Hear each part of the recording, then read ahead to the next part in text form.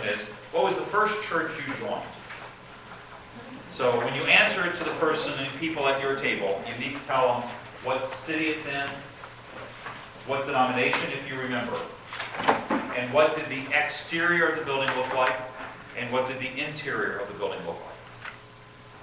Give them some sensual cues to know what it was like.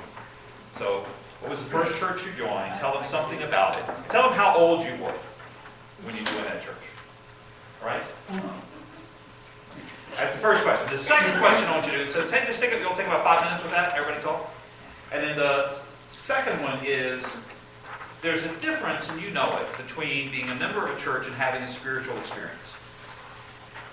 And so just pick some spiritual experience you've had and describe it. It doesn't have to be the highest, most meaningful spiritual experience, or it can be. That's up to you. But make that distinction between membership in a church and having a spiritual experience. It could be a sermon you've heard or music. It could be out in the mountains when you were hiking. It could be taking communion. It could be, the spiritual experience can be a whole bunch of different places where you sense that you were connected to God. God was connected to you. You were sharing in a mission together of some kind. Questions make sense? So I'll say do one and then don't get off that one, and so I'll say do number two. And what I meant by that, I'm sorry. I've had babies in my mind. Well, do the first question and then do the second question, all right? But I'll tell you when to do the second question. Ready, set, go.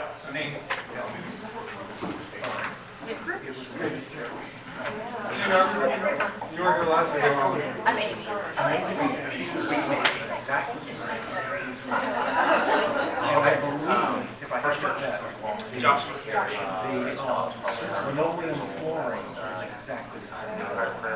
I think our churches were built about the same. All right, let's go. I joined the first church I joined.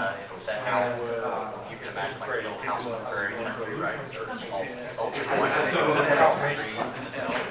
We have a very sanctuary in this park.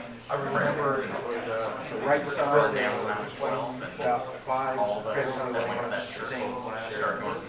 the back side of it was kind of an imagine church. So, and I remember this kind of talking about the L part was part of the education to Sunday school. We had lots of things in Jordan, Scouts, very, very get donuts and coffee after I guess I'm a lifelong very ordained. And the out basement part actually went out into a courtyard, whatever, 6, 8 feet below ground. Some steps that went up. And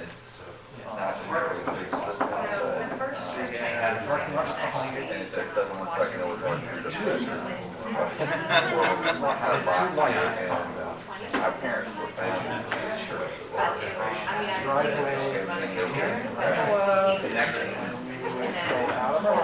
and we had a big, there was a big green expansive grass in front of the church that was supposed to be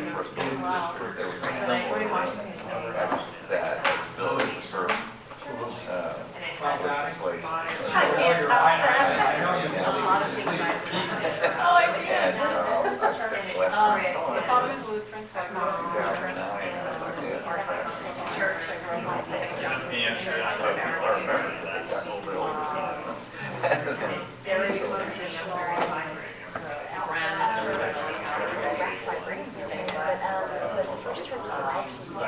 More ritualistic, so roads and everything.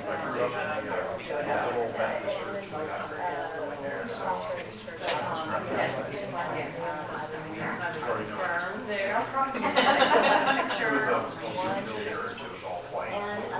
Question. Question right here.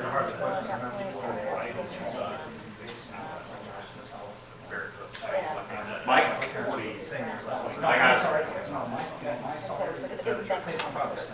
No, this is for somebody who's come by numerous times and won't listen.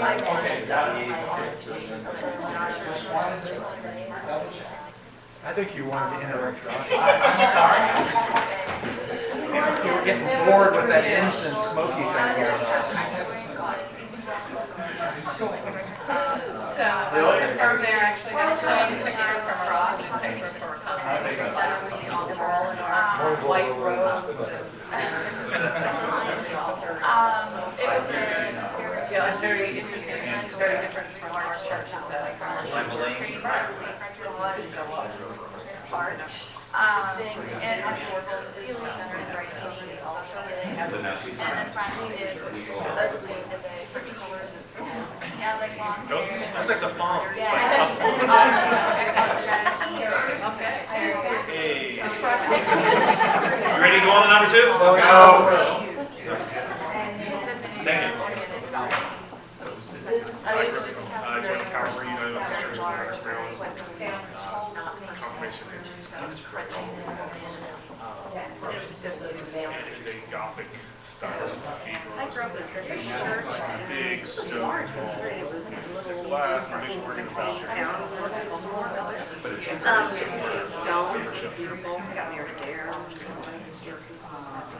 And that would be it. The first church was joined through confirmation 6 weeks. Illinois. Population of about 1,000 people. So the church had We loved our minister. 40, 50 years. So it was, So much. that church was actually their second church in town because the other one had been struck by lightning and burned to the ground. Sorry, I should wait to the original one was the one that if you travel through the Midwest region there in Illinois, I swear there was one architect, one builder of all churches, and that was more boxy. So this second one though was it was very 1970s, very plain. Yes. Type proceeding. If you're ready, you can move on to the second question now. Nothing very. Make sure you spend a little time Yes, on that. I grew up Catholic, so we didn't really talk about We spent a lot of membership. time growing. I had one when I was 12. I was Just just so, I was confirmed in 8th grade, Sneak up. in You could sneak up to our that. suburb of Chicago, St. Gilbert. So, it's kind of dark on the outside, also dry, but St. Gilbert was out front on the statue on top of the building, in the road. And then it had the longest, it's claim to fame is it had the longest aisle in Lake County, Illinois, still, and that's the suburb of Chicago. So everybody wanted to get married there because the bride wanted that big one as well. And on the aisle, stained glass on both sides, very dark red, stained glass.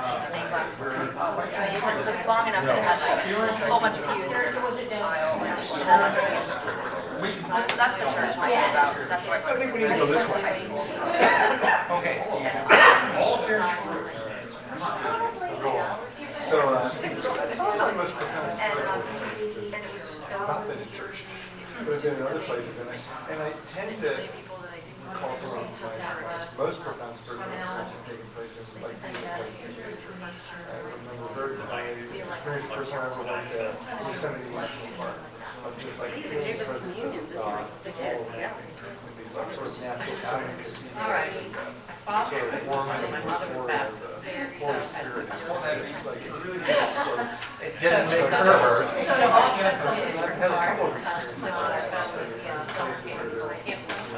From our church. Similar experiences on Shenandoah Valley, cloud, right over the top of the mountain. So it's very different. At this point, it's very different. The feeling of Very communal, we all work together, and then our churches, they were, pretty much, they did everything there. Okay, I'm gonna answer this Cleaning, for my original, help them, did all that type of stuff. I mean, I have a more obvious example that I told you about of seeing one. In New Jersey. But really, I think the most spiritual stuff I had, and I lament to hear I love it. sometimes in the church, sometimes in my family was a big believer in not I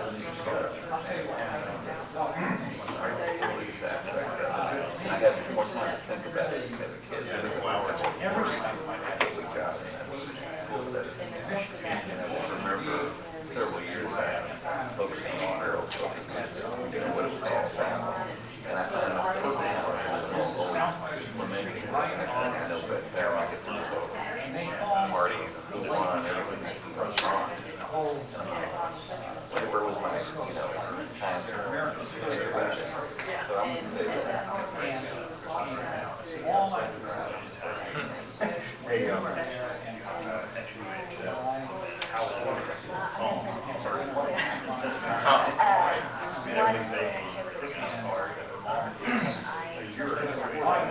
sitting on the shelf. It wasn't even open. And I don't go to LA. That is your wife. It's true. Just like coming back. Coming out of literally the woodwork and everywhere. I just thought it was really crazy. And so I brought it out for a word.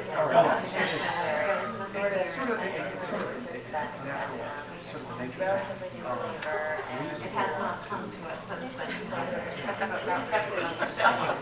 So,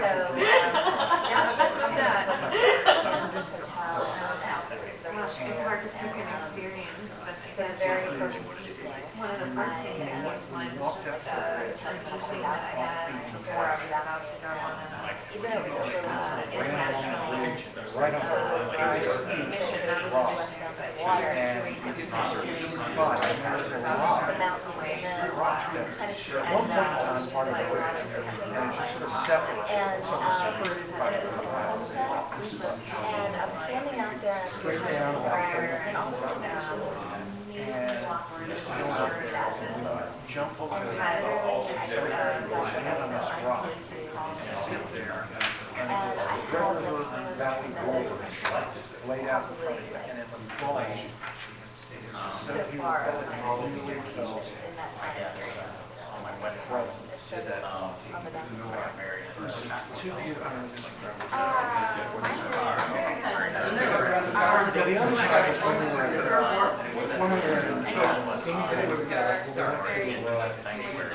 West, no, we went to West.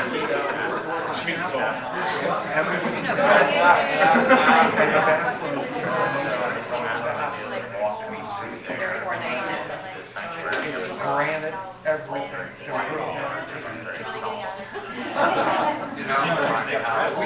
I know that. I mean, pictures generally.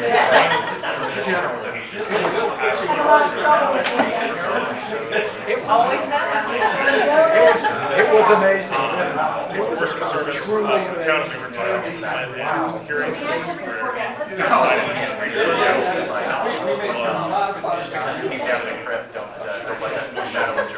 I'm not kidding. They have and the restoration stall, not why it was named Old Peculiar. Now you can do with that what you want. Well, it was a confessional. Yeah. Oh my God. So being military, there's I just see it. And the people like the dangerous situations where I didn't necessarily wasn't spiritual, but I felt presence there because it was calming. It was more than just strange. and the thing I like the best part was Calming for me, knowing that if something did happen, they didn't pass it. I didn't have to worry They that required my you family to would get take up care of and keep me and taken you care go of. around I felt that to the presence collection part of basket at the spiritual front and one and the pumps. I would say There's nobody just sort of passing the without plate. doubt, everyone that Get they up have been to and any go. sunrise service I go to at Easter, and particularly most of them are outdoors. You know, the sun is coming up, there's no street lights, you can't really hear any cars, it's very calming. I still got You're in nature, of course, the it's sermons, the closest sermons. it's Easter, so that's already, it's got Wesley good Chapel. parts to it, but the music that's there, all that, it is very Feinstein was mentioned too, I think. Nice. It was like, it was, You're doing it and more like, service. morning present, my son's parents. Okay, you doing all right? You done? Another minute?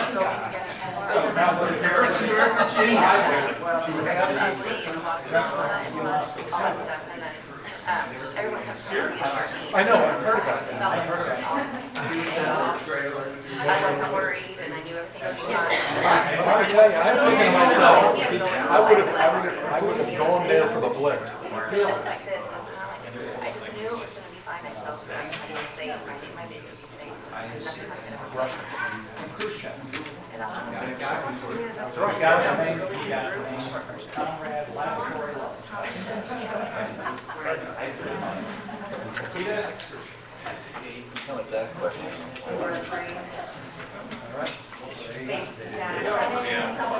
And There you go. I see.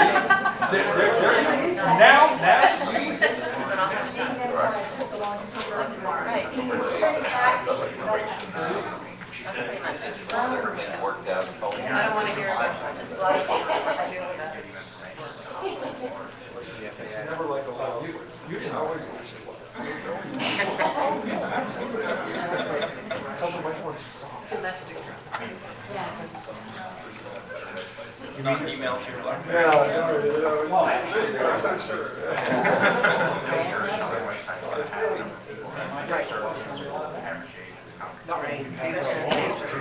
It's a drone-free state, except in that area where we can build it.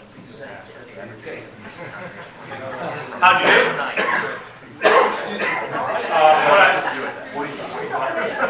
So where were some of the churches located where you were first a member? I was just wondering how much of the country we have represented here.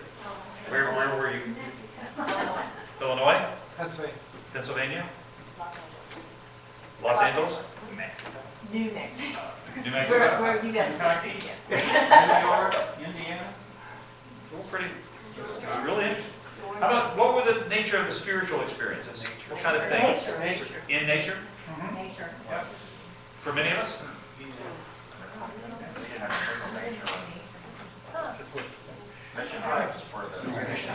Mission trips? Iraq? Living room at our house. Living room at your house? No, well, I was, yeah. Not because I wanted to move there. One of the distinctions that Keller makes is between the habits of religion and the heart of religion. Do you remember that? Yes. If you can open the book, if you have it, Church Center Church, to page 65. Now the words he uses are religion and gospel. That's the way he likes it. It's a good distinction to make, but I think he makes more of it than I'm comfortable with. So I'm going to use the habits of religion and the heart of religion as a way of distinguishing between those two. This is the only page Dennis has read, by the way. He does like the book more than I do, I'll give him that. So what he wants to talk about are the habits of religion are the things that we do, and the heart of religion is the confidence we have in God, of what God has done. So the habits of religion are the things we do. So the heart of religion would include, let's say, worship. That is unrestrained. Okay? And then the habit of religion would be singing. So you would hope that the singing would be a servant of unrestrained worship. But you know, it can become important where this becomes more important than this. Getting the notes right becomes more important than thinking about God. Another example, let's say, would be loving your neighbor through hospitality. So you thoroughly enjoy your neighbor. And the way you would do that, let's say, is having something like a coffee hour. Right?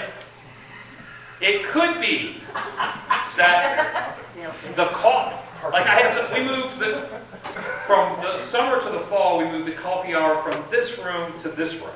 That's all it amounted to. But we had people leave the church because they weren't getting their coffee. Not like we're Starbucks, or I'm not giving money to this church anymore if they're going to put my coffee in this room. And so you realize that the heart of religion, the love of neighbor, hospitality, became secondary to the habits of religion. You know, a church has gotten in trouble when this becomes the reason it exists, and this is just a memory. Or, as happens in a lot of America, this becomes privatized. So it isn't something you ever talk about to anybody. You just have it as a private experience. And all you can talk about is this. The effect of that is that you never pass on your religion to another generation because the children and the people coming into the church never know that this is possible.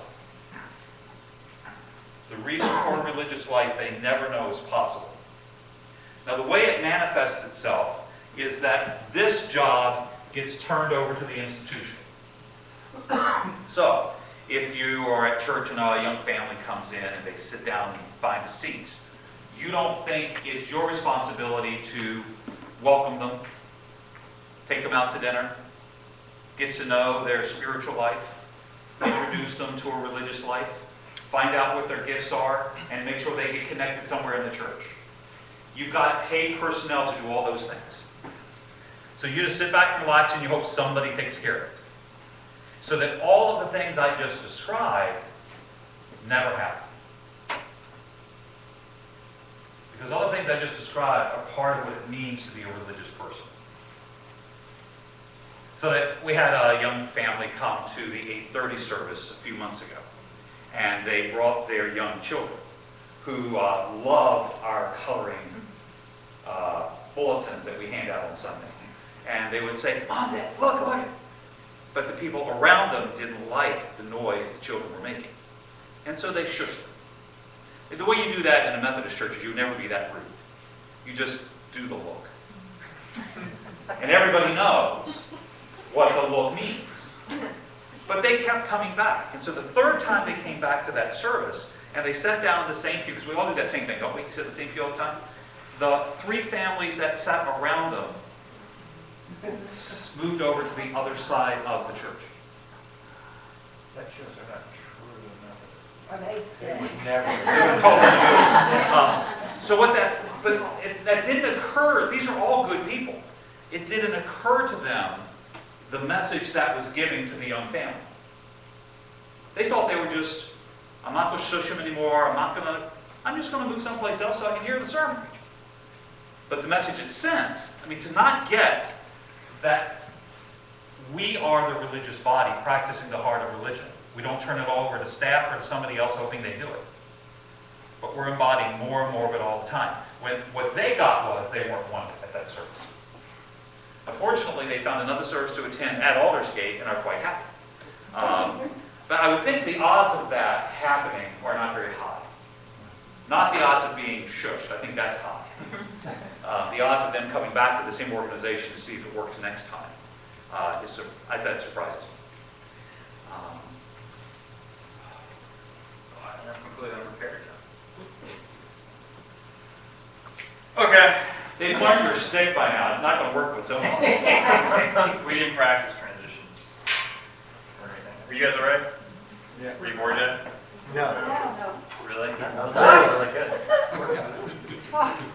You guys need any water? Coffee? I'm stalling. All right, so Dennis has kind of hinted at this a little bit. In the chapters in the book for tonight, Keller talks about what it means to have a renewal of the gospel. And you're aware, from history class, like Great Awakening, there's these periods in history where kind of across the board revival and renewal happens. And I think in that section of the book that Dennis was pointing, I do think it's a little pejorative. That it's not necessarily the case that Christians are getting it wrong, and then you need I think it's more so the case that in every time and period, Christians express their faith in a way that reflects the culture and place and time that they live, and that only gets you so far. And once the culture and the time and your context changes, the way you're doing faith is no longer vivifying, and it's no longer relevant. And so, I think that's what's going on in renewal and revival movements too. That through the Spirit, the church is rediscovering how to practice and express its faith for the context in which it finds itself. So it's not the case that I was trying to come up with a visual for explaining this, and I couldn't think of anything. So the gospel, the message, God, that's at the core, of who we are, and that's unchanging. We can, but whatever the exterior, the shell, the form, the mode, that is always changing, and there isn't one right. You can go to church in another country and realize that everything we assume about how a it's not assumed somewhere else. And so it's always being expressed incarnationally and contextually. Corey, you're about to ask me a question.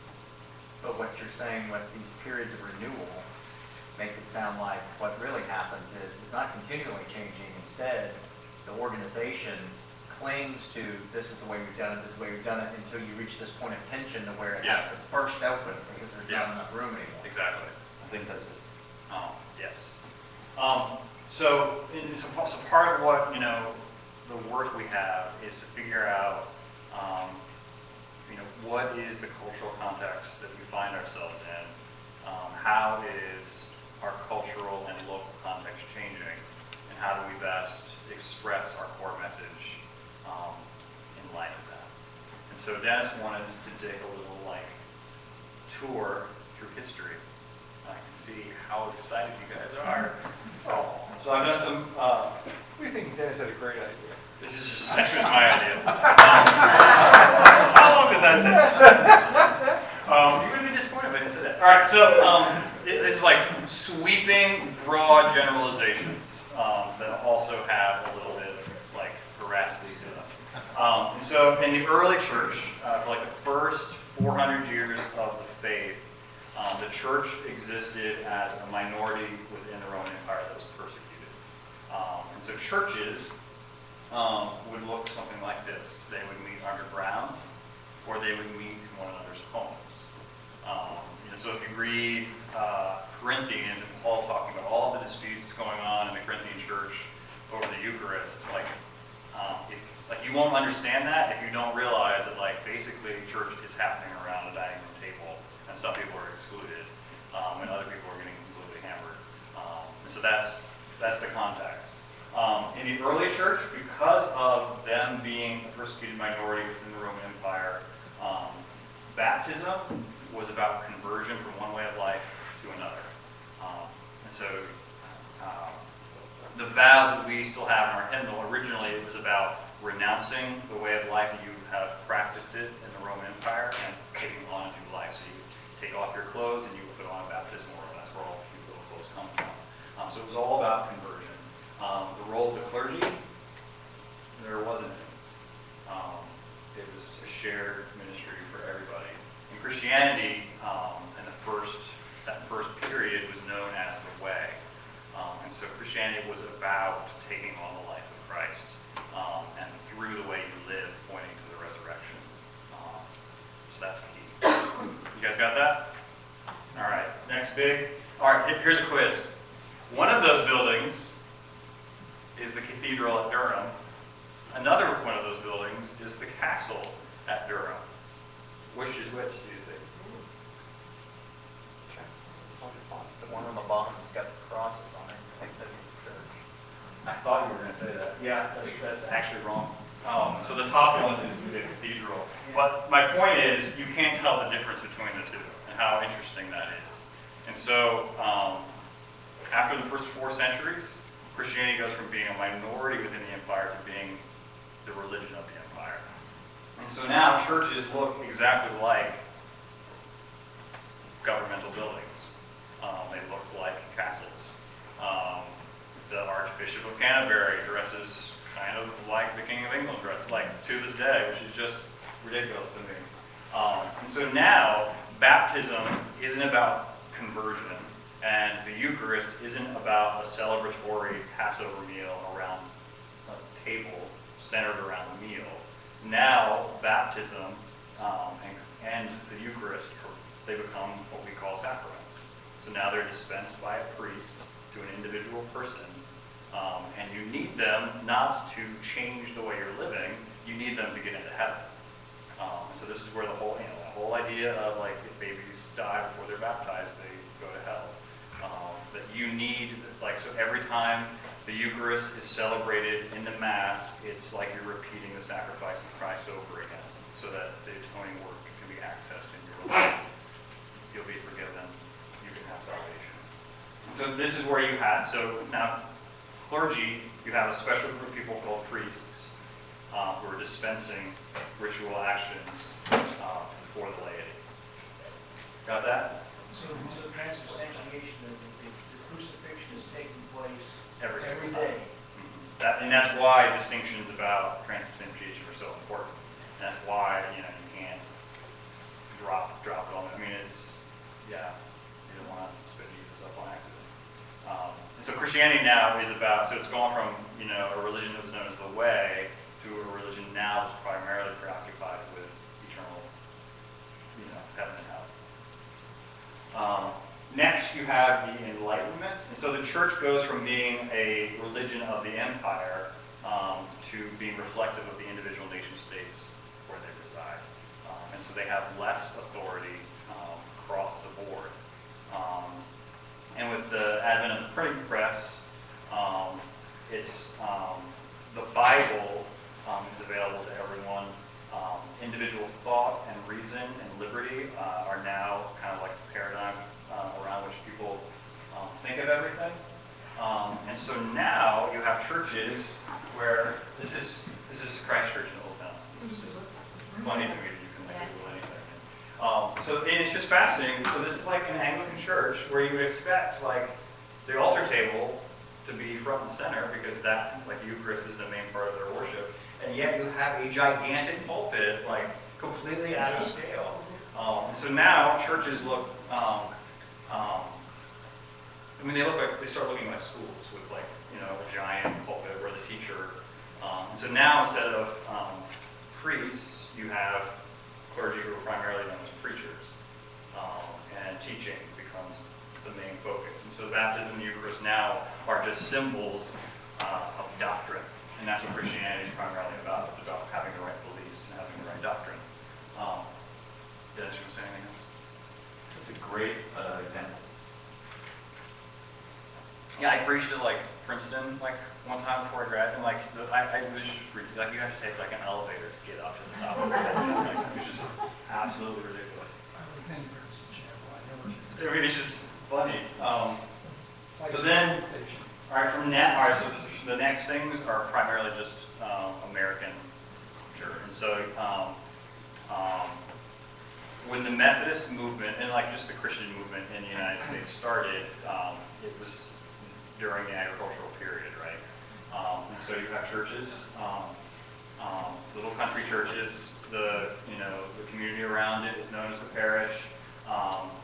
Baptism and Eucharist are mainly familial kinds of rituals. This is where, so you like the idea of dedicating the baby with your family there, all of that. And clergy now this is when clergy start being known primarily as pastors. So their role is to shepherd the people in their small community. And so like, you notice like all of these slides, so it's still like it's clergy doing things for you. I mean, it's all very passive. Any questions about that? So this is like Garrison Keillor, like, right? Garrison Keillor Christianity, where like church people are always doing funny things, but no one's doing anything of consequence, like that. And this is like the dominant model of the United Methodist Church. This like we spread by following the movement westward. The reason the average Methodist church has 100 or less on Sunday isn't necessarily because all of those churches are terrible. It's because like the majority of our churches are in rural communities where no one lives. And so then, well, it's true. And now probably like even less people live in them now. So like that's and we didn't continue following the population. Then you have the industrial age. And so the church becomes, the model is like a business. It's entertainment. It's a corporation. So this is where you have pastors being referred to as CEOs of the church. You know, this is why. And we have district superintendents in the Methodist Church. Yeah, I mean, like this, I think this is Willow Creek Church in Chicago. So like this could not be more different than, I mean, it's just so, yeah, I mean, like now you got churches with food courts, churches with television screens, and none of these are, and that's the thing, it's like, it's easy to be critical, but I think the point is to realize that like, if you went back in time, you would make all the same decisions too, for very good reasons. Kind of the mega churches that are. But it's every church though. It's like the expectations of clergy since like the 20th century, like it's the professionalization of the clergy.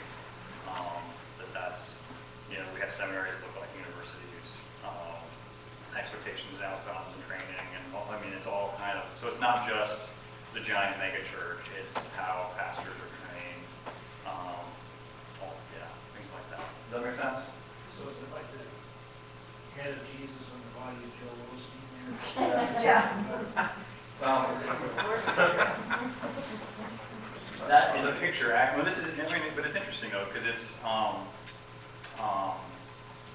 what was it? So it, I was just reading about this. It's, is this boring? No. All right. So there, so the whole idea of women's work actually originates in the Industrial Revolution. Because prior to that, you know, the family primarily lived either like a family business or a farm. And so the husband was sharing in all the work of the family. And it wasn't until most of the men were going to work in factories at jobs where they didn't see the result of like their labor, or their kids it wouldn't be passed on to their kids. So that's where you have, so now all of a sudden the church is like putting out pamphlets, you know, trying to get men back into the family. So like the breakdown of the family starts, you know, in the 1800s, not with MTV. It's, so that was just interesting to me. Why did I say that? And but this, like that's where the self-help industry comes from, too. Because now you have men who have no like sense of what they had been driving their sense of worth and self-image from no longer exists. And so you have, what's the guy's name? Ralph Waldo Emerson was hired he was like the first self-help person. And so he was hired by companies to talk to the men of the companies to have them like improve their self-image and sense of worth by participating in the company. So that's where you get the whole like, you know, you don't work for the Ford Corporation, you work for the Ford family. And you know, so that like it was all trying to like sacramentalize like the industrial sector. So it's all kind of interesting. No, I think they're all so anyway, I'm just going to say something else. Okay, any other questions? All right, moving on. All right, so Doug Padgett has a church. He's written a bunch of books. Tony Jones, who's here in June, is a part of this church. And I like what he says in some of his books. I would never want to go to his church, I don't think. But the stuff he points out, like, all right, so this is their church. They bought, I think it was like a Methodist church. Right? It's a Methodist church. Yeah, they bought it on like Craigslist or something like that. But I think it's, so it like all of the pictures we just looked at, and then so it's,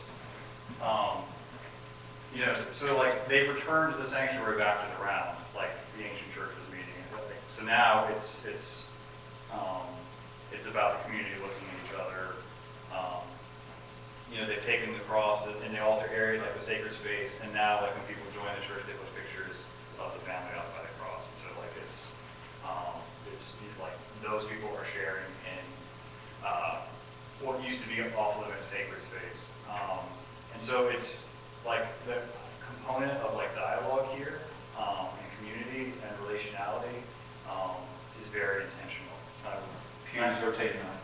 Pews are taken out. Yeah. So it's so in the same way that the Corinthians, like, what's that? Ministers right there in the center. Yeah. Don't want to switch it.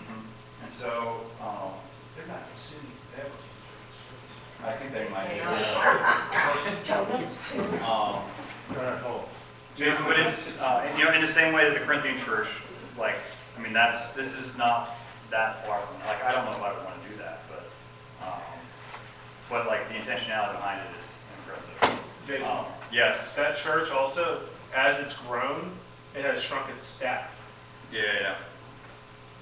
which is kind of. Yeah, Tony was like talking about this when he was here this summer. People have like no category for that. The larger they get, the less staff they have.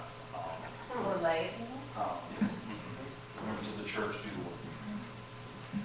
And so he has a book about what so he calls like the period that we're coming into now. He calls it the inventive age. The people. So so it's not that most people now go and work in factories. It's that you have lots of people creating lots of things all the time, in small groups, independently, and all of that. And so for him, like the model of church is that it's a gathering of people together. But what I think is really good about his book, it's called Community in the Inventive Age. He talks about like what people value in the culture in which we live now, and thus what a church needs to be about. And I think, I mean, I resonate with the book, so he's got to be onto something.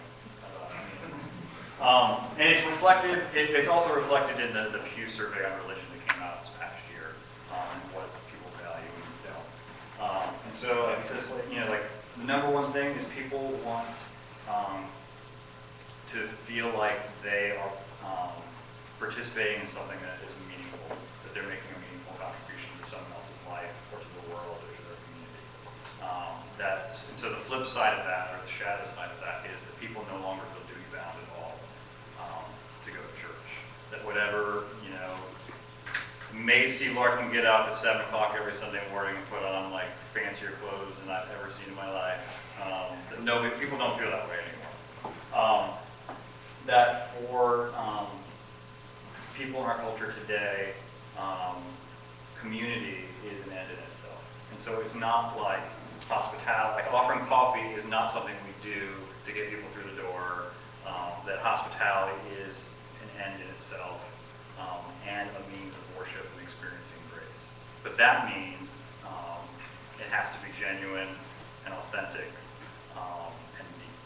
That like the veneer of politeness, that is off-putting. So do they have a scheduled service time? Yeah. They do? Yeah, it's Sunday night, they too.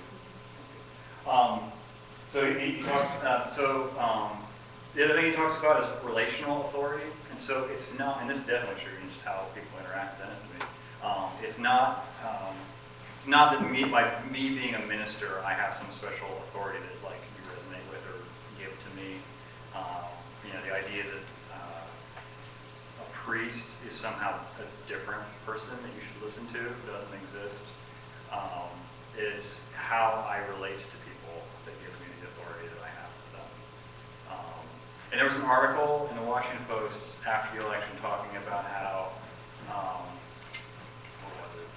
About how, like, what people love about, what's his name?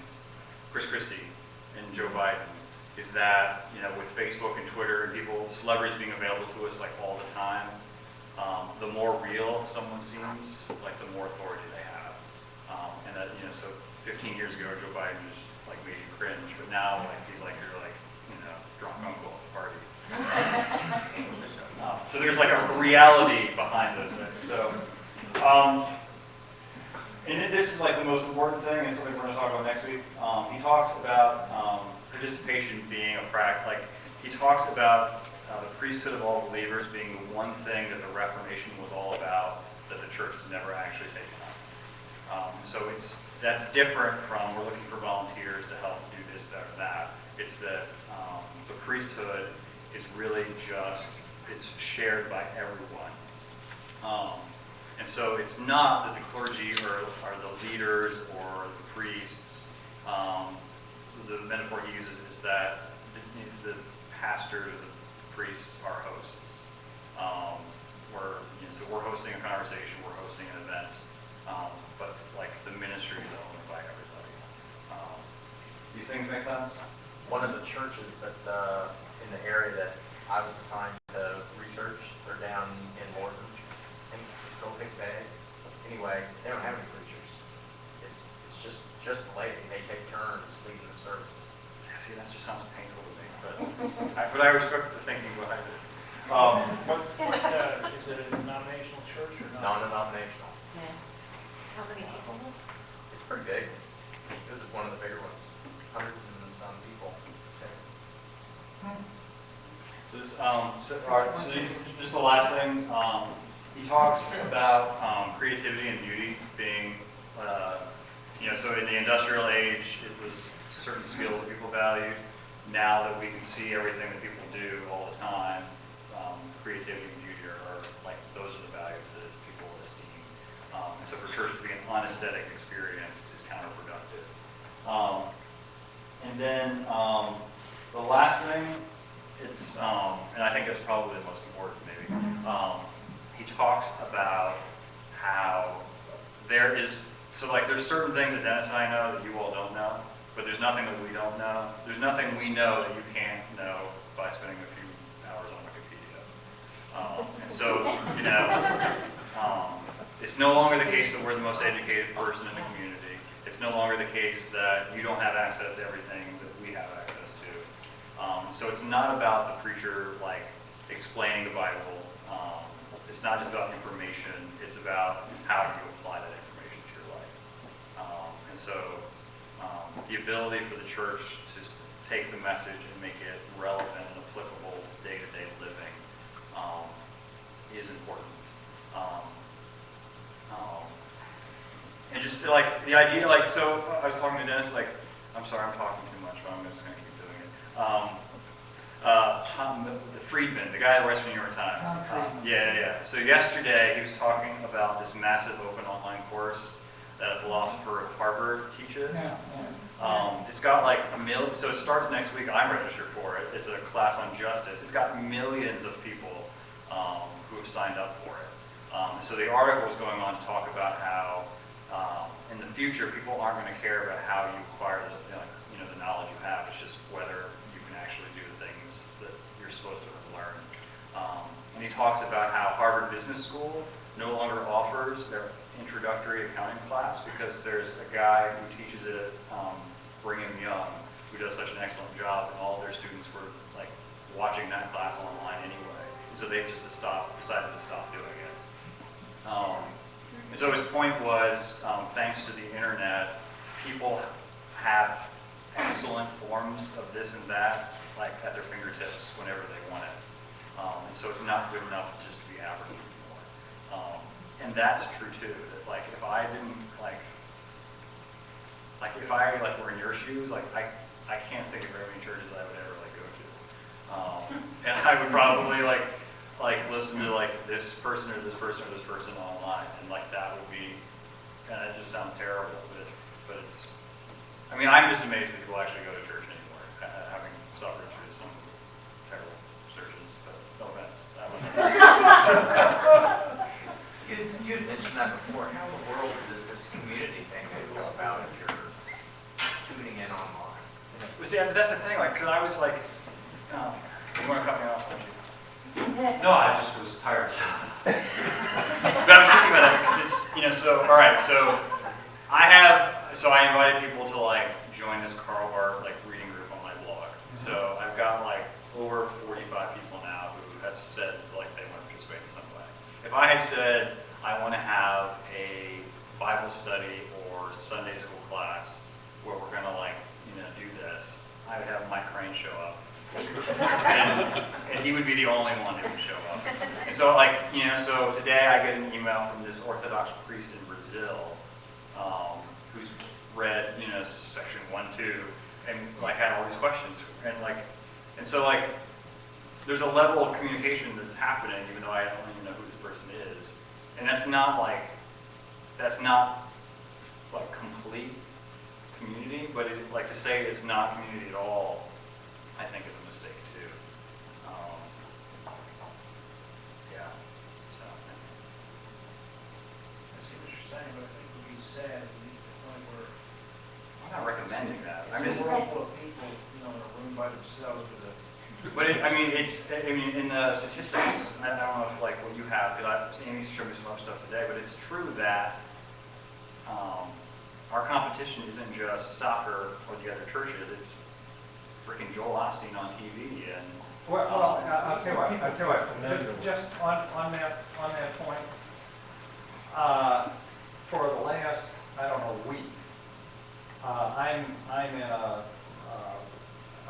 thing in LinkedIn, a professional group in LinkedIn. We're going back and forth on the value of an AV degree and how basically, you can stack milk today and with an AV degree and so I'm, following all these people and interesting discussion, good points and what have you. But where I think you may be selling yourself really short is that it's one thing to explore ideas and have an interchange, a conversation, and it's another thing to really have a spiritual connection. And I don't think that you're going to be able to do that online. You get great ideas, you can really get some good information, but you really need to, Yeah, I mean, I think what I'm just saying, people's expectations for church and aesthetics are being formed by what they see online. You know, and so like people won't, I mean, this has always been true, that like, once you have kids, like, people with kids no longer will tolerate like their grandma's church that like has moldy carpet and like, you know, completely uninspiring like nursery, where the kid can run out the door at any moment. Like, you know, it was probably that way when you started. Like, I mean, that wasn't even an old joke.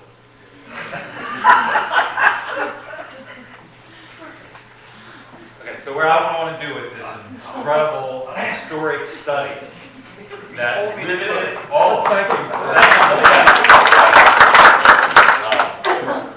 So some of the things you probably got is that the church always has incarnated the gospel differently for each era.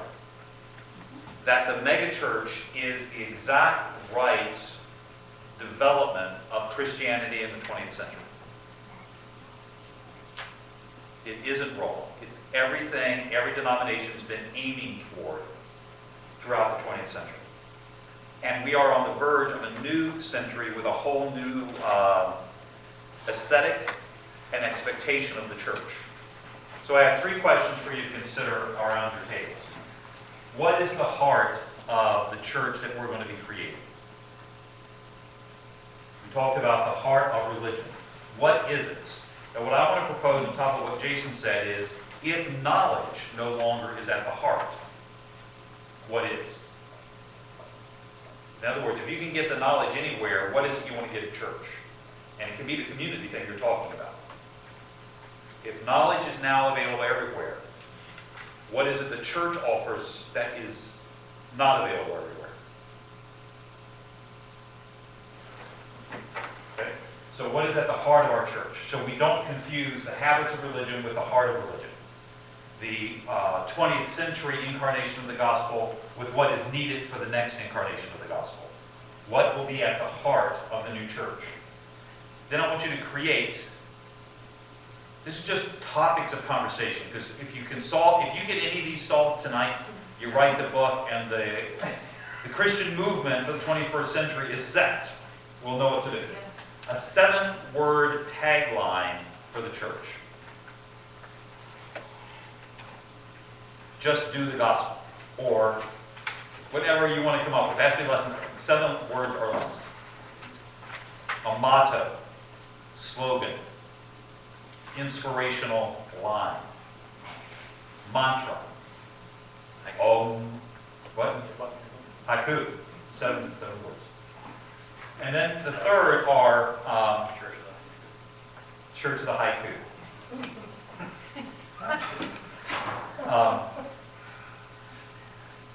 What would be the guiding questions for us when we engage the people that live at Belleville? To make sure we don't impose this on a group of people who don't want what we have, but do want this. What do you mean by guide questions?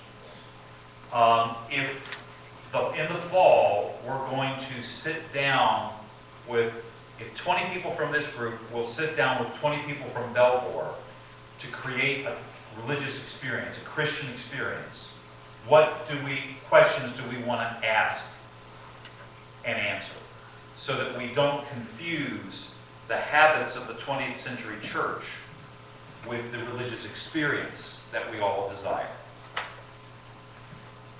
Maybe there's no coffee hour. Maybe we don't wear suits.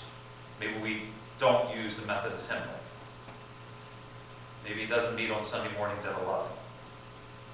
There are a whole bunch of habits that guide how we do church that might not have to be the habits that guide this new organization that's being created. So what questions should we ask to make sure we're getting at what's at the heart? Does that all make sense? You've been sitting for an hour, so how about we take a break for 5 minutes, get some water, use the restroom, and then come back and do these 3. And I'll give you till 8:30, and then we'll reconvene to talk about what we're doing in our small groups. So you get 20 minutes for this.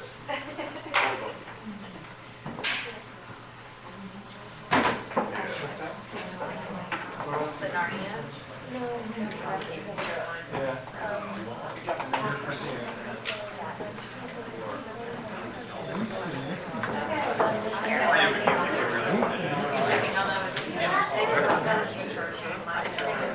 We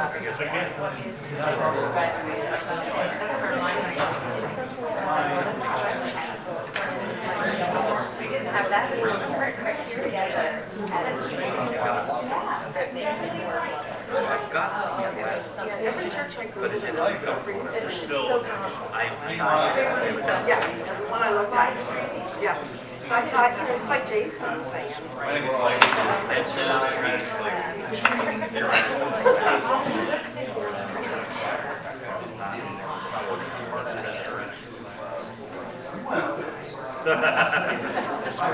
Those are 25%.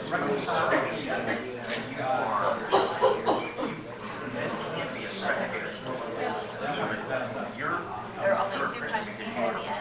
Those who say to God, thy will be done, and those to whom God says, wait. Does that sound right? Yeah, okay. No?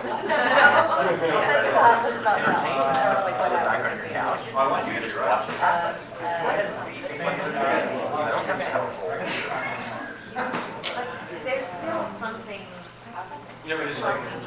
What dropped out? I have to admit, it is unbelievable connection you can There's make. a whole bunch. I I know there's two Brazil. like Now, I think what I can do that is make so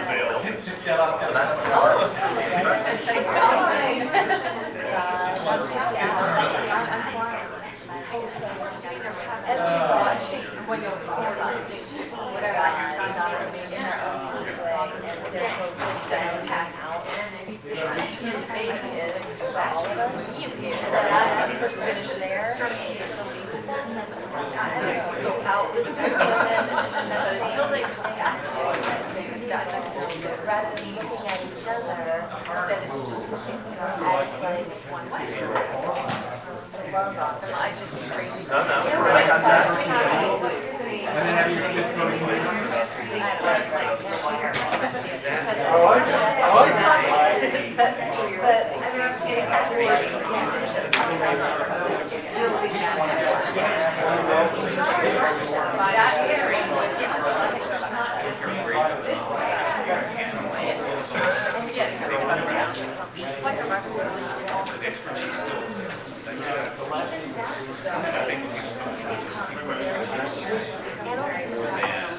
This might be it. What draws? That's supposed to be friends.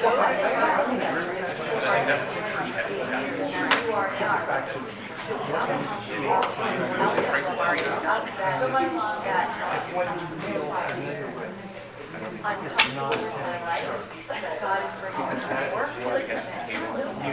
That's what's being used for example, I mean, I just, yeah, there's nothing that, you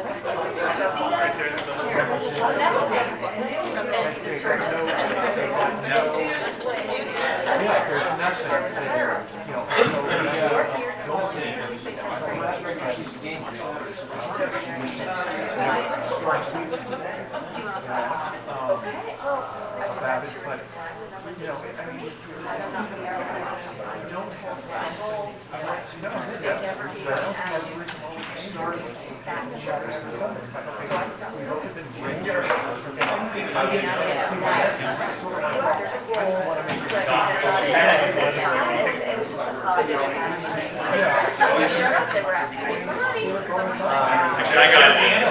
I don't have a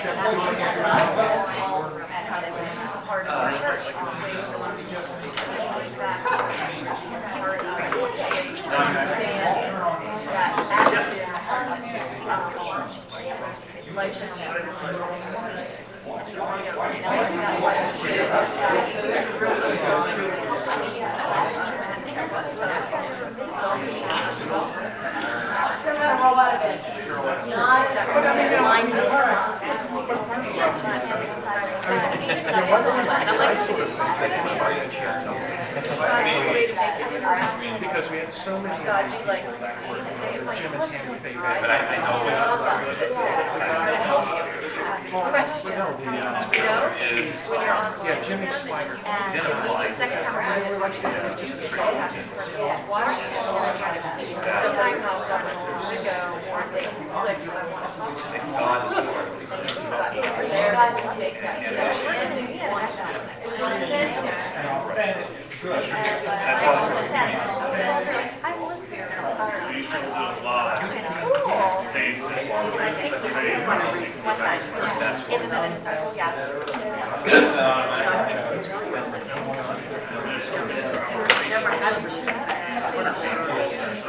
have live.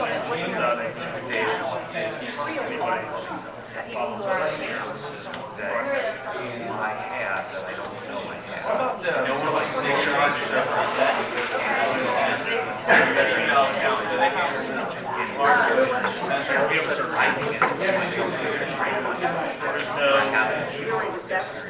There's no like conference. I look at the conference email. Cars that had them last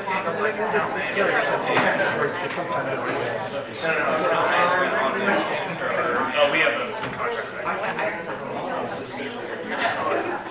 People that sit around, that's not, people that I know, and I think exactly what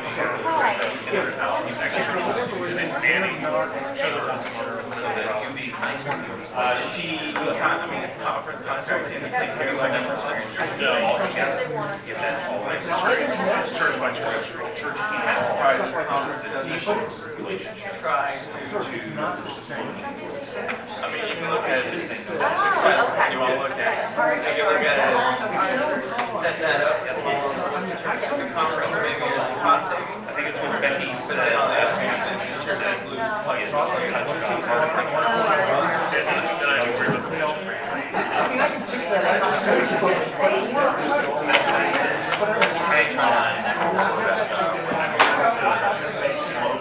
He doesn't like this. There's no fair lobby. I can see. All right.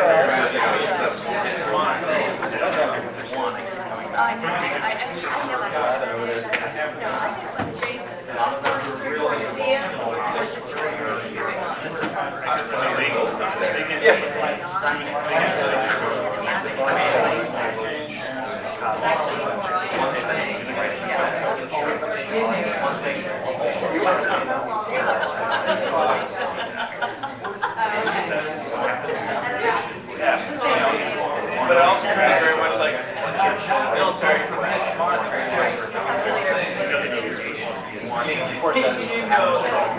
I mean, they may have 30 words or something, but some cleaning up, it's really just executing something else. Like there was a guy.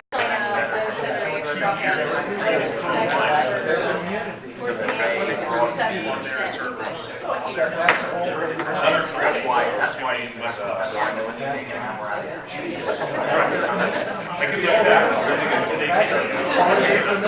Okay, you ready to go? Sure. Here we go, let's at the heart of the church. Let's talk about civil works.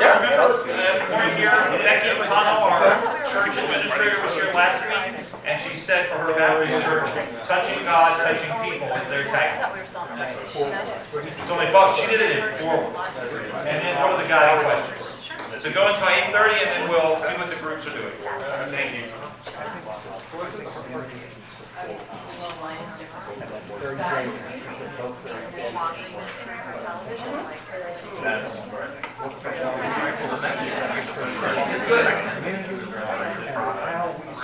Because if,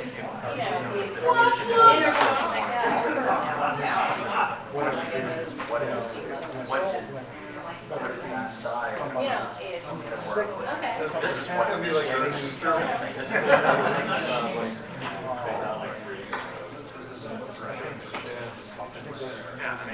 Sunday work. no, he's now actually hands it to the kids. How I ought to be. We spend way too much time living my life.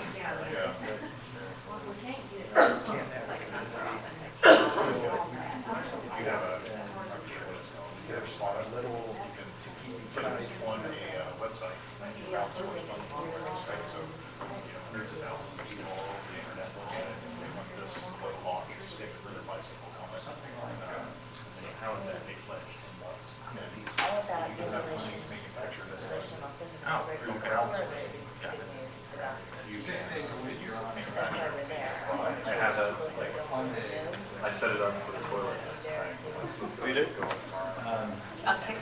share that charity, So but it's also. connect that with. Well, so If you were talking about It's connection, why, it's not 6 days. yeah, the back service will be about Yeah. way.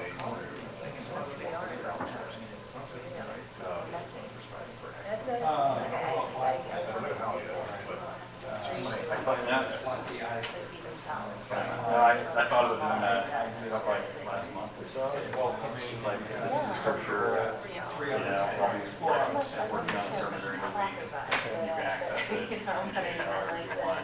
Oh, it was what they have in the health things, people like this. Just have it. So I was like, all right, well, I'll give them like a sermon where like, they can like, I'll preach whatever sermon like people want, and have them participate in it. I would think maybe the reverse of that would be better for someone like me, because I might have all these things that I think are bright ideas, but I need What was the one that we had with changing lives? someone up in one room to tell me to guide it. Well, being a guy, Somebody is smart, somebody who's savvy is going to put it all together. going back and forth, creating God's love for people. Side is the toilet. The problem I got, So what's the church's tagline? You're the preacher. you make people. Join us, you're the preacher. What exactly am I buying into? What is it? Reconciling. What does that mean? So like the guy, I know it's not Stay classy? But the guy started with TED Talk about the mom. well played, my friend. Started an online fundraiser for like it. Love of others. Pushes it out. So I'll get to it tomorrow. Not that. I don't bring the other. Well, my two. Bring it up. Bring it up. Not two up for that. Trust the other. Bring it on.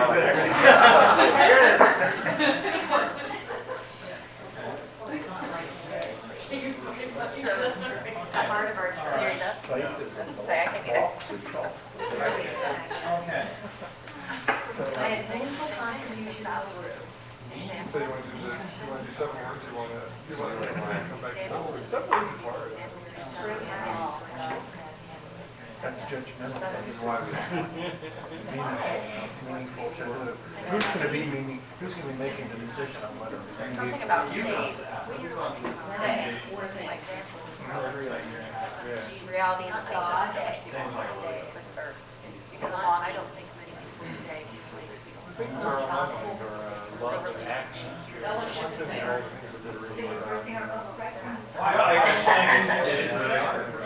Some of the community.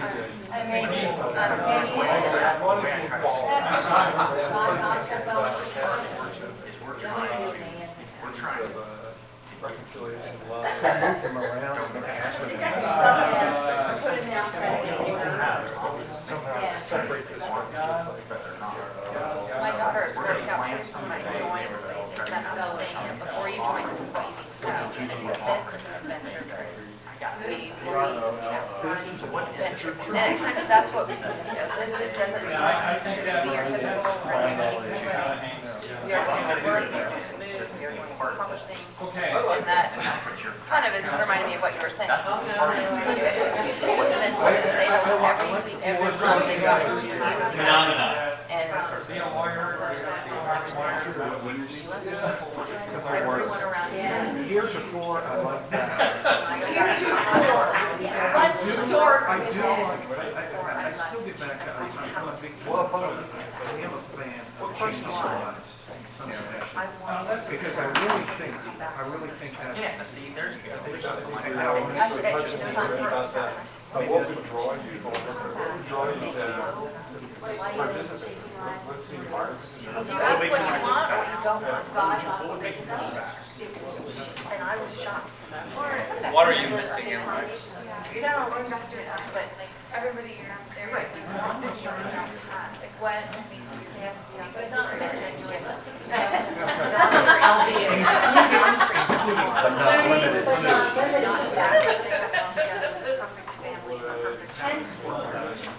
And I think there has to be a question about day of the week. I'm just flabbergasted on this. Exactly. And as much as you try to refute, not as much as So everything. there's sort of like just questions about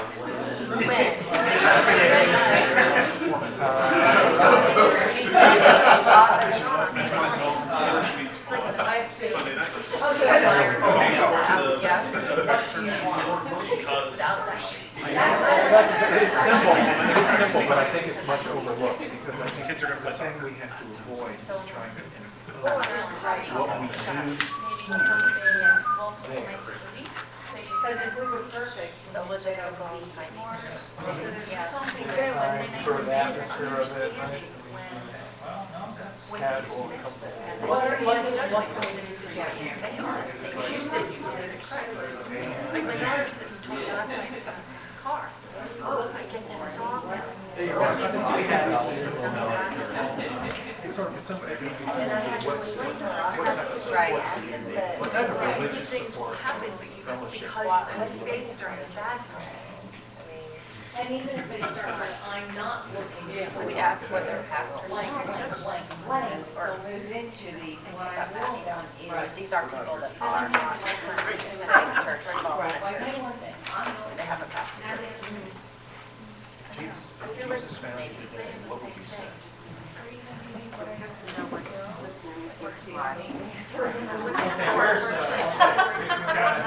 We want to make someone, Methodist Church in North Carolina, you went to the members class, or one of the sessions, or session was, Sounds stupid, but so all let's say we ask you what you inventory, and they basically, I left there. I'm not, You basically, yeah. I don't feel anxiety about So your first 3 weeks, you went in, you said, hey, I'm a new person. that's By what the time you had gotten to see your first couple months later, they like found something that you wanted to be part of based upon your interest. But something was like, so you would just come once in a while and second edition, but you actually want to be part of it. so put on your hat. What about experiencing? Should we also, in addition, Make it successful with the that's different. Right, yeah. Yeah, we agree. I mean, I think a lot of people, you know, they don't want to. worship,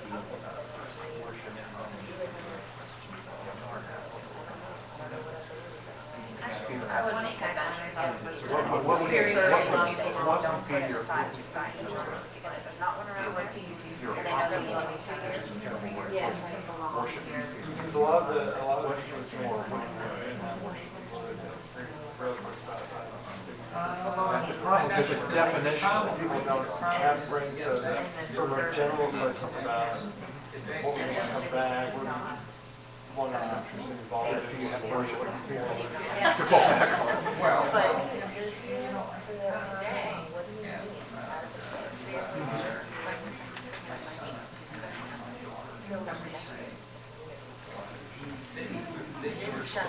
I like cold spirits, cold waters for all these purposes. Part of that was God. This was the document control. They've heard all the stories.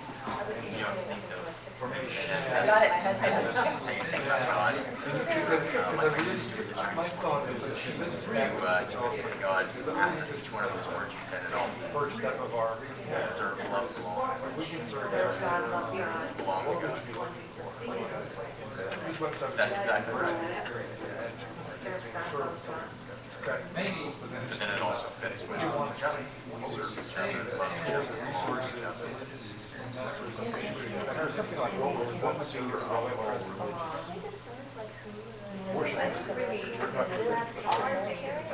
Well, we're waiting around. So what are they looking for? I think those demographics, they're looking at some worship zone, there are people down there, they're gonna give us some community of faith. So we can sort of find something to go on, but I think it's a starting point, we could just sort of. from heaven to earth, everybody's agreeing, so everything went back to It's what we say to each other when we want something. regardless of whether they're trying to There in the sky, you know, something you or just something, fight. whatever, right? You That can't the very things always that you would want to have, attract it really we're so gonna, better side of the questions we're gonna throw out to come back, why would you come back to this? I mean, often, what was the center of You the have to part? appeal to Yeah, their what would make nature. you want to come, what would make you want So I think that's why I'm struggling with some of the really Since you stole it, because I thought it was great, I thought it was very entrepreneurial. Like, I don't really know that they We have all, these are all the sites everybody. Yeah. attract a person We can go through some of those and kind of point out what we. So maybe from that, What would be we helpful? start to follow a list of the things that, you know, we know that we want our website. What features do we need? Which is participate in any worship service or class, which what can we utilize as be able to go be a part of it. Does anybody have one they want to start with? Well, the ones in National Church, everybody. theater and everything, that was there. Go online. And literally, they meet the Potomac Yard, the Potomac Yard Theater. I mean, they're all major theaters, there's also Thomas Hall Theater. It started as a common your union station. And everything from the webcast to the top, I mean, I was on this website for an hour. And, so I like that it's relational to us, that they're just down the road, I mean, somebody from Belmont can hear about God and the church and instantly, you know, this is what they're looking at. If you go to, I mean, I know my parents, the podcast how to, so I thought, that's so too sophisticated. We literally click on how to and they'll tell you how first. And then you can convince them, they go, how you doing? So we have very extensive to me, someone's not at church, but I think there's something that caused that. Now, could be ignorance from God, like this, something. They're talking about this one. So I really statement. Is there a scroll bar?